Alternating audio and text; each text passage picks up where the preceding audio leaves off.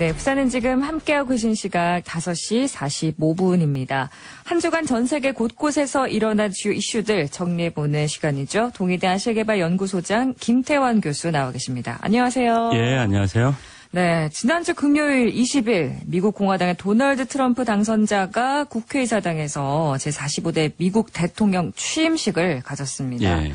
뭐 공식 업무를 시작한 지 불과 2, 3일밖에 안 지났는데 마치 예, 월요일부터 했으니까. 그렇죠. 마치 몇 년이 지난 것처럼 느껴질 만큼 전 세계적으로 지금 아주 큰 반향을 일으키고 있잖아요. 예, 예. 다 우리가 짚어볼 수 없겠지만 그래도 예. 큰 그림을 우리가 좀 파악을 해야 하지 않을까 싶은데 참 앞으로 우리 장래에 좀 지대한 영향을 미칠 것이 자명한 것만큼 좀 앞으로 우리가 좀 잘 파악을 해야겠죠. 그럼요. 교수님 예, 어떻게 예. 생각하시나요? 전적으로 동감하고요. 그리고 사실 지난주 한 주간 동안 지구촌 곳곳에서 안타까운 일들이 사실은 많이 있었습니다. 네.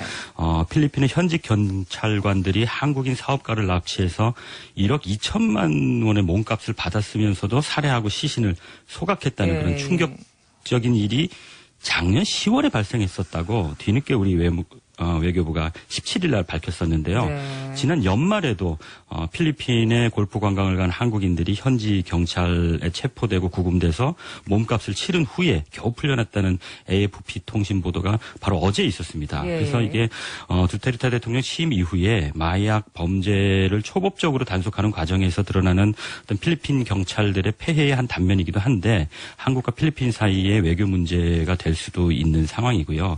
뿐만 아니라 지난 18일에는 이탈리아 또 중부 지방에서 규모 5.2에서 5.7에 이르는 강진이 눈사태를 동반해서 여러 차례 발생해서 30여 명이 실종되는 그런 사고가 있었던 그 보도도 있었고요. 네. 이탈리아의 또 다른 지역에서는 스키를 타다가 다친 사람을 구조하기 위해서 해발 2,000m 현지에 구조 헬기가 출동했는데 안타깝게도 추락해서 탑승한 의료진 그리고 구조요원 6명 전원이 사망했다는 그런 사고도 있고 네. 21일 밤에는 인도 동부에서 열차가 탈선해서 40여 명이 사망했고 또 파키스탄 북서부의 한 시장에서는 탈레반의 소행으로 보이는 폭탄 테러가 있어서 21명이 사망했고요. 네. 이 와중에도 어제는 파키스탄 군 당국이 핵무기를 탑재하는 게 가능한 사거리 2200m에 이르는 다탄두 탄도미사일 비행을 성공적으로 시험했다는 그런 발표를 해가지고 숙적인 인도는 물론이고 국제사회를 불안하게 하고 있거든요. 네. 우리 입장에서는 북한이 미사일을 발사할 조짐이 있다는 그런 보도가 있는 상황에서는 우리에게도 좋은 소식은 아니거든요. 네. 이뿐 아니라 많은 우리가 관심을 가져야 할 뉴스가 있지만 그중에서도 역시 저는 트럼프 행정부가 새롭게 출범했다는 거라고 생각을 하고요. 사실은 유럽 러시아, 중국, 일본 물론이고 지구촌 주요 국가들이 트럼프 시대에 미국에 어떻게 대응해야 할 건가를 저마다 고민하고 발빠른 움직임을 이어가고 있거든요. 근데 우리는 좀 국내 문제 때문에 상대적으로 상당히 좀 둔감한 것 같아서 네. 많이 안타깝습니다. 네.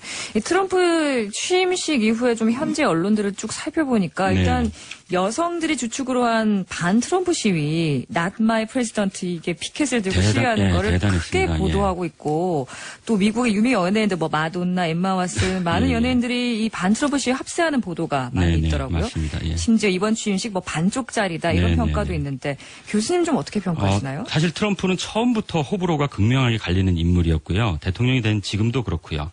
그리고 특히 기존의 언론 미디어하고는 아주 상극을 가지고 있고요. 취임식에 참여한 인파를 보도하는 것에서부터 트럼프하고 미국 주류 미디어들이 노골적으로 갈등하는 모습을 우리가 지금 보고 있는 거고요. 네. 또 트럼프가 취임 첫 연설에서부터 이전 대통령들은 감히 상상하지 못한 그런 발언을 했는데요. 그거는 자신의 집권을 민주당에서 공화당으로의 미국의 정권이 바뀌는 것이 아니고 수도 워싱턴 DC가 장악해온 권력이 미국 국민에게 이양되는 거다. 이렇게 선언을 했거든요. 네. 그래서 자신의 취임을 축하하기 위해서 단상에 올라와 있는 여러 전직 대통령들 그리고 정치인들 그런 공화당 민주당 상관없이 기존의 권력을 누려온 기득권이라고 이 사람들을 한꺼번에 묶어서 비난한 것이거든요. 물론 그 비난받은 기득권에는 미국의 주류 언론과 미디어도 포함됩니다. 그래서 보통은 새 대통령이 취임하면 정권 초기 일정 기간은 허니문 기간을 갖는 게 미국의 전통인데 네. 이번에는 취임식부터 각을 세우는 거고요. 실제로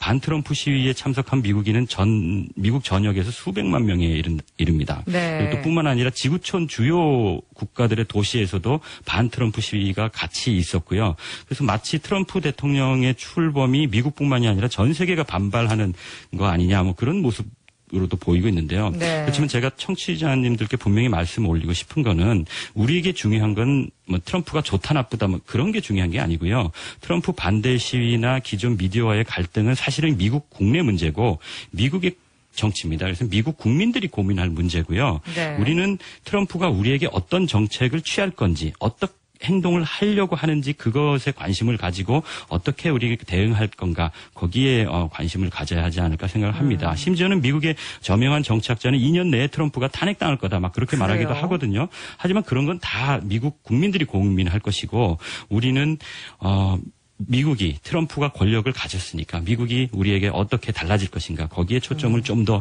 맞춰야 하지 않을까 그렇게 생각을 합니다. 네, 그러니까 트럼프가 대한민국에게 어떻게 말하고 행동하느냐 이 부분을 좀 그럼요. 집중해야 그게 되는 우리에게 건데. 중요한 거죠. 그렇다면 우리는 좀 어떻게 대응을 하는 게 좋을까요?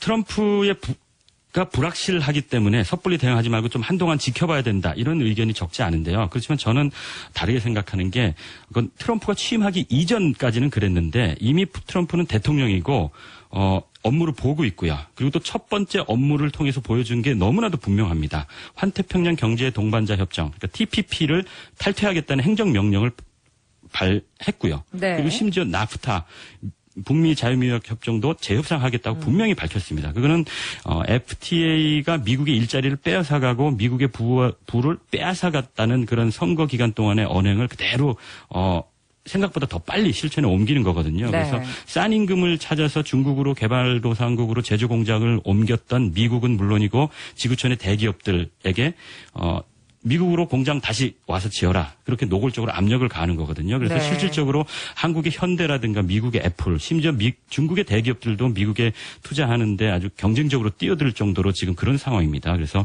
한미 FTA에 대해서도 반드시 제동을 걸 거고요. 그래서 우리 정부는 여기에 대응을 미리미리 잘 해야 될 겁니다. 그래서 네. 초점이 모두가 트럼프는 지금 돈에 맞춰져 있습니다.